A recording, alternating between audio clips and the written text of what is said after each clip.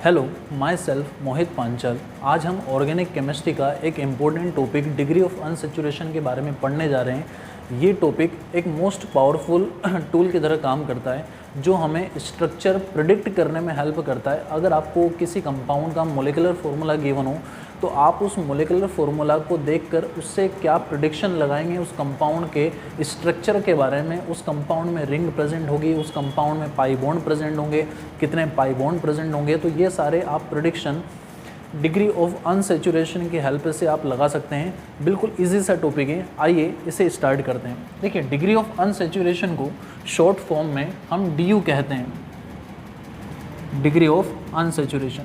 इसका एक और नाम है इंडेक्स ऑफ हाइड्रोजन डेफिशिएंसी। ये हाइड्रोजन की कमी को रिप्रेजेंट करता है। सबसे पहले समझते हैं इसका डेफिनेशन क्या होता है। तो देखें, number of H2 required to convert open chain alkane. देखिए, बिल्कुल आसान सा डेफिनेशन है। Number of hydrogen unit required, कितने H2 की रिक्वायरमेंट होगी किसी कंपाउंड के अंदर so that compound will convert into open chain alkane. ये हमारे लिए सबसे काम का पॉइंट है। आपको किसी भी कंपाउंड को ओपन चेन अल्केन में कन्वर्ट करना है। ध्यान रखिएगा, सबसे पहले वो अल्केन होना चाहिए और दूसरा वो ओपन चेन वाला होना चाहिए। तो आपको किसी कंपाउंड को ओपन चेन अल्केन में कन्वर्ट करने के लिए जितने हाइड्रोजन की रिक्वायरमेंट्स होती हैं वहाँ पे, उन हाइड्रोजन यूनिट्स को ही क्या कहा जाता है स्टूडेंट्स? डिग्री ऑफ अनसेचुरेशन, या एक और नाम क्या है इसका? Index of hydrogen deficiency. आइए समझते हैं इसको एग्जाम्पल की हेल्प से, किस तरह से हम डिग्री ऑफ अनसेचुरेशन डेफिनेशन की हेल्प से निकाल सकते हैं और इन एग्जाम्पल से हम कुछ रिजल्ट निकालने वाले हैं। वो रिजल्ट हमारे आगे काम आएंगे। ठीक है, पहला एग्जाम्पल देखें। मैं एक सिंपल सा मॉलिक्यूल ले रहा हूँ, alkene, CH2 double bond CH2 इथिन। सबसे सिंपल मॉलिक्यूल है। इसमें आप देख रहे हैं इसमें यहाँ पर एक डबल बॉन्ड प्रेजेंट है। तो मुझे क्या करना है, what is DU? DU simply कहता है कि किसी कंपाउंड को आपको अल्केन में कन्वर्ट करना है। ये ओपन चेन है तो ओपन चेन को ओपन चेन ही रहेगा। आप इसको केवल अल्केन में कन्वर्ट कर दें तो कितने हाइड्रोजन यूनिट्स लगेगी? आपकी H2 यूनिट्स रिक्वायरमेंट होगी यहाँ पे। तो हम क्या करेंगे, यहाँ पे एक पाई बॉन्ड दिख रहा है, इस पाई बॉन्ड को ब्रेक कर देंगे। जैसे आप पाई बॉन्ड ब्रेक करेंगे, दोनों कार्बन का एक एक बॉन्ड फ्री हो जाएगा। दोनों कार्बन से आप एक एक हाइड्रोजन जोड़ देंगे और इस तरह से आप उस कंपाउंड को एक अल्केन में कन्वर्ट कर देंगे। CH3 single bond CH3। Alkane क्या होता है? जिसमें कार्बन कार्बन के बीच में सिंगल बॉन्ड प्रेजेंट हो। तो ये हमने अल्केन में कन्वर्ट कर दिया। बताइए, इसको अल्केन में कन्वर्ट करने के लिए कितने हाइड्रोजन की रिक्वायरमेंट हुई? आंसर है 2। हाइड्रोजन 2 लगे, बट कितने H2 लगे? H2 तो 1 ही लगा। इट मीन्स इस कंपाउंड का DU स्टूडेंट कितना होने वाला है? 1 होने वाला है, क्योंकि जितने हाइड्रोजन की रिक्वायरमेंट होती है किसी कंपाउंड को ओपन चेन अल्केन में कन्वर्ट करने के लिए, उन हाइड्रोजन यूनिट्स को ही क्या कहा जाता है? DU कहा जाता है। इस एग्जाम्पल 1 की हेल्प से हम एक इम्पोर्टेंट रिजल्ट निकालने वाले हैं। ये रिजल्ट इस तरह से होने वाला है यहाँ पे, जैसे इस कंपाउंड में ध्यान से देखें आप, इस कंपाउंड में एक पाई बॉन्ड था और एक पाई बॉन्ड मतलब कितना DU हुआ स्टूडेंट? 1 DU। अगर 2 पाई बॉन्ड होते तो कितने DU होते? 2 DU होते। इट मीन्स हम रिजल्ट नंबर 1 निकालेंगे और रिजल्ट नंबर 1 ये कहता है कि अगर आपको किसी कंपाउंड में DU निकालना है तो DU इज इक्वल टू क्या होगा? Number of pi bond. Number of pi bond, समझ रहे हैं आप लोग? जिस कंपाउंड में जितने पाई बॉन्ड होंगे उस कंपाउंड का DU उतना ही होगा। चलिए आइए आगे बढ़ते हैं, एक और एग्जाम्पल लेते हैं। यहाँ पे हम एक साइक्लिक कंपाउंड लेते हैं। चलिए, मैंने 3 कार्बन का एक साइक्लिक कंपाउंड लिया है। 3 कार्बन का एक साइक्लिक कंपाउंड लिया है जिसे हम साइक्लोप्रोपेन के नाम से जानते हैं। चलिए, इस कंपाउंड में कुछ करना पड़ेगा क्या? ये साइक्लिक कंपाउंड है तो हमें यहाँ पे H2 यूनिट्स ऐड करना होंगे सो that compound will convert into open chain alkane. ये एक साइक्लिक कंपाउंड है। इस साइक्लिक कंपाउंड को ओपन चेन में कन्वर्ट करने के लिए आपको एटलीस्ट एक बॉन्ड ब्रेक करना होगा।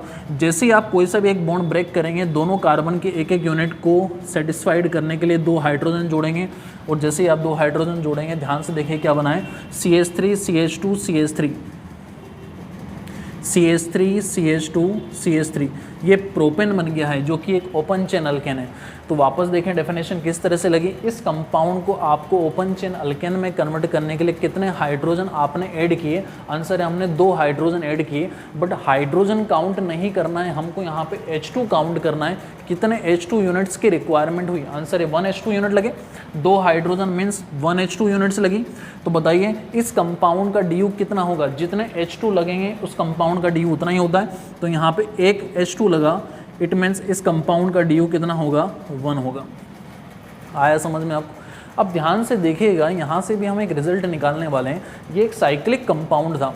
अगर इस साइक्लिक कंपाउंड को ओपन चेन में कन्वर्ट करना है तो एटलीस्ट एक बॉन्ड ब्रेक करना होगा, और हमने एक बॉन्ड ब्रेक करा, इट मीन्स इसका डी 1 हुआ। इट मीन्स ये होता है कि किसी कंपाउंड में जितनी साइक्लिक रिंग्स प्रेजेंट होती है उस कंपाउंड का डी उतना ही होगा। इट मीन्स यहाँ से आप रिजल्ट नंबर 2 निकाल सकते हैं स्टूडेंट्स। अगर आप एक बॉन्ड ब्रेक करेंगे तो एक डी होगा, 2 बॉन्ड ब्रेक करेंगे तो 2 डी होगा। इट मीन्स आप ये निकाल सकते हो D is equal to number of rings present in a compound.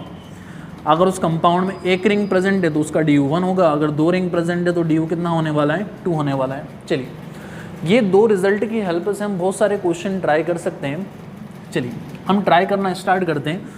हम यहाँ पे डी निकालना स्टार्ट करते हैं। तो डी ऐसे निकालेंगे। केस नंबर 1, केस नंबर 1 ये होगा स्टूडेंट्स, मैं आपको कुछ स्ट्रक्चर बना कर दूंगा और आपको उन स्ट्रक्चर को एनालाइज करके आपको उनका क्या निकालना है? डी निकालना है with the help of result number 1 and result number 2। चलिए मैं आपको केस नंबर 1 में क्या दे रहा हूँ? कुछ स्ट्रक्चर बना कर दे रहा हूँ, सिंपली स्ट्रक्चर बना कर दे रहा हूँ, और आपको उन स्ट्रक्चर की हेल्प से उनका क्या निकालना है? डी निकालना है। चलिए एग्जाम्पल देखें। पहला एग्जाम्पल, मोस्ट फेमस कंपाउंड है, आप सब जानते हैं इसे, इस कंपाउंड को बोलते हैं बेंजीन। चलिए इस बेंजीन का डी निकालें। दूसरा कंपाउंड यहाँ पे ले लेते हैं हम इस तरह से, एक कंपाउंड यहाँ पे ले लेते हैं हम,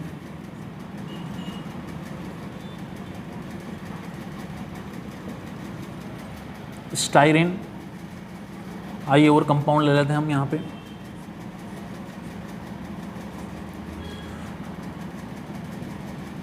दो बेंजीन रिंग को क्या कहा जाता है? नेफ्थलीन। ठीक है, एक और ले लेते हैं नेफ्थलीन की बड़ी बहन एंथ्रासिन, जिसमें 3 बेंजीन रिंग्स होगी। चलिए ये 5 एग्जाम्पल हमारे सामने हैं, हमें पांचों एग्जाम्पल में डी निकालना है। तो डी निकालना बहुत आसान है स्टूडेंट, आपको simply result number 1 and result number 2 की हेल्प लेना है। चलिए result number 1 and result number 2 क्या कहता है? आप कंपाउंड को देखो ध्यान से, उस कंपाउंड में सबसे पहले पाई बॉन्ड काउंट कर लें, और उस कंपाउंड में अगर रिंग है तो रिंग काउंट कर लें, उन दोनों का सम जो होगा वो डी होगा। Result number 1 and result number 2 दोनों लगा देंगे अगर कंपाउंड में रिंग भी प्रेजेंट है और पाई बॉन्ड भी प्रेजेंट है। एग्जाम्पल नंबर 1 देखें ध्यान से, यहाँ पे डी लगा दें। बताइए इस कंपाउंड में कितने पाई बॉन्ड्स प्रेजेंट है? आंसर है 1 2 एंड 3 पाई बॉन्ड्स हैं। इस कंपाउंड में एक रिंग भी प्रेजेंट है, तो 3 + 1, इस कंपाउंड का डी कितना हो गया स्टूडेंट? 4। आया समझ में आपको? दोनों रिजल्ट की हेल्प ली। अगर किसी कंपाउंड में रिंग एंड पाई बॉन्ड दोनों प्रेजेंट होंगे तो हम दोनों को यूज़ कर लेंगे। जैसे एग्जांपल नंबर 2 ध्यान से देखें, इस कंपाउंड में रिंग तो प्रेजेंट नहीं है बट पाई बॉन्ड तो प्रेजेंट है। कितने पाई बॉन्ड प्रेजेंट है? यहाँ पे 2 पाई बॉन्ड प्रेजेंट है, तो इस कंपाउंड का डी कितना हो जाएगा? 2। सिंपली बहुत आसान है। चलिए एग्जाम्पल नंबर 3 की तरफ आते हैं। बताइए कितने पाई बॉन्ड और कितने रिंग प्रेजेंट है यहाँ पे? तो पाई बॉन्ड काउंट करना स्टार्ट करें। Pi bond 1 2 3 and 4, 4 pi bond plus 1 ring is present, then D is 5। Okay, next example की तरफ आते हैं, इसको बोलते हैं नेफ्थलीन स्टूडेंट। ठीक है, इसका डी निकालें।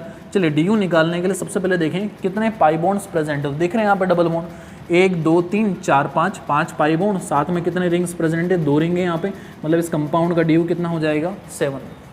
चलिए नेक्स्ट आगे बढ़ते हैं। एंथ्रासिन का डी निकालें। इसका डी भी बिल्कुल आसान है, पाई बॉन्ड काउंट करना स्टार्ट करें आप सबसे पहले। बताइए कितने पाई बॉन्ड प्रेजेंट है इसमें? 1 2 3 4 5 6 7, 7 पाई बॉन्ड्स आर देयर। और कितनी रिंग्स हैं यहाँ पे? 1 2 एंड 3 रिंग्स आर देयर। तो इस कंपाउंड का डी कितना होगा स्टूडेंट? 10 हो जाएगा। चलिए केस नंबर 1 हमने बहुत इजीली पढ़ लिया। केस नंबर 1 से हम आगे बढ़ते हैं केस नंबर 2 की तरफ। केस नंबर 2 ये कहता है हमसे, अगर आपको मोलिकुलर फॉर्मूला गिवन होगा तो मोलिकुलर फॉर्मूला को देखकर आप किस तरह से उस कंपाउंड का क्या निकालेंगे स्टूडेंट्स, DO निकालेंगे। तो केस नंबर 2 की तरफ बढ़ते हैं हम, ठीक है। चलिए केस नंबर 2 के अंदर आपको ध्यान रखना है, अब आपको स्ट्रक्चर नहीं मिलने वाले हैं, अब आपको मोलिकुलर फॉर्मूला मिलेगा किसी कंपाउंड का। तो you have an molecular formula of given compound. चलिए एग्जांपल नंबर 1 से ट्राई कर दें। C4H8 C10H10 C6H6 C4H6। ये 4 एग्जाम्पल है। अगर आप ध्यान से एक एग्जाम्पल देखेंगे तो आपको क्लैरिटी आ जाएगी। हमें किसी फॉर्मूले की ज़रूरत नहीं है DO निकालने के लिए। DO निकालने के लिए सिंपल डेफिनेशन पे अगर आप ध्यान से देखेंगे तो डेफिनेशन से समझ में आएगा। हमको जनरली उस कंपाउंड को अल्केन में कन्वर्ट करना है, और आप जानते हैं कि अल्केन जो होता है, अल्केन का जनरल फॉर्मूला ये होता है CnH2n+2। ये अल्केन का मोस्ट जनरल फॉर्मूला है। इस जनरल फॉर्मूले को अगर ध्यान से ऑब्जर्व करें तो यहाँ पे ये मालूम पड़ता है कि कार्बन और हाइड्रोजन में रिलेशन क्या होता है स्टूडेंट, जितने कार्बन होते हैं उन कार्बन के करस्पॉन्डिंग हाइड्रोजन कितने होंगे, डबल से 2 ज़्यादा। तो हाइड्रोजन कितने होते हैं अगर किसी अल्केन में, अगर आप ध्यान से ऑब्जर्व करो, हाइड्रोजन होंगे कार्बन से डबल से 2 ज़्यादा, कार्बन के डबल से 2 ज़्यादा, कार्बन के जितने कार्बन होंगे कार्बन के डबल से 2 ज़्यादा हाइड्रोजन होंगे। अगर इतने हाइड्रोजन प्रेजेंट होते हैं तो उस कंपाउंड को हम क्या कहते हैं, अल्केन कहते हैं। चलिए पहला एग्जांपल देखें। बताइए इस कंपाउंड में कितने कार्बन हैं। इस कंपाउंड में 4 कार्बन हैं। 4 कार्बन का अगर आपको अल्केन बनाना चाहते हैं तो बताइए 4 कार्बन के अल्केन के लिए कितने हाइड्रोजन की रिक्वायरमेंट्स होगी वहाँ पे। तो 4 कार्बन के अल्केन के लिए कितने हाइड्रोजन लगेंगे, डबल से 2 ज़्यादा। तो 4 का डबल कितना हुआ, 8, 8 + 2 कितने हो गए, 10। It means we require 10 hydrogen atom.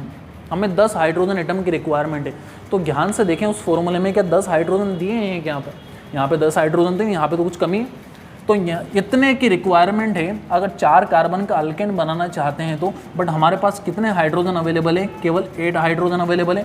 और डिवाइड में किसका लगाएंगे स्टूडेंट, 2 का डिवाइड लगाएंगे। क्यों 2 का डिवाइड लगा रहे हैं हम यहाँ पे, क्योंकि हमें हाइड्रोजन नहीं चाहिए, हमें H2 चाहिए। क्या चाहिए स्टूडेंट, H2।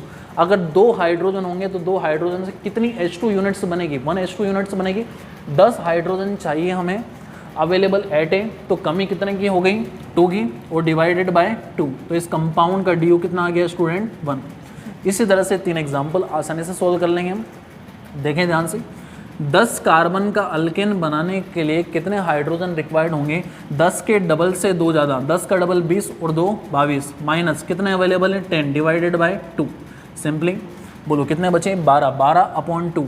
मतलब इस कंपाउंड का DO कितना आ गया स्टूडेंट, 6। C6H6 बेंजीन होता है, और बेंजीन का हम स्ट्रक्चर से जानते हैं इसका DO कितना होता है, 4 होता है। बट हम फॉर्मूला से निकालेंगे तो भी 4 आने वाला है। ध्यान से देखें, 6 कार्बन है, 6 कार्बन के करस्पॉन्डिंग हमें कितने हाइड्रोजन चाहिए, 6 के डबल से 2 ज़्यादा। 6 का डबल 12 और 2 14, अवेलेबल कितने हैं, 6 डिवाइडेड बाय 2।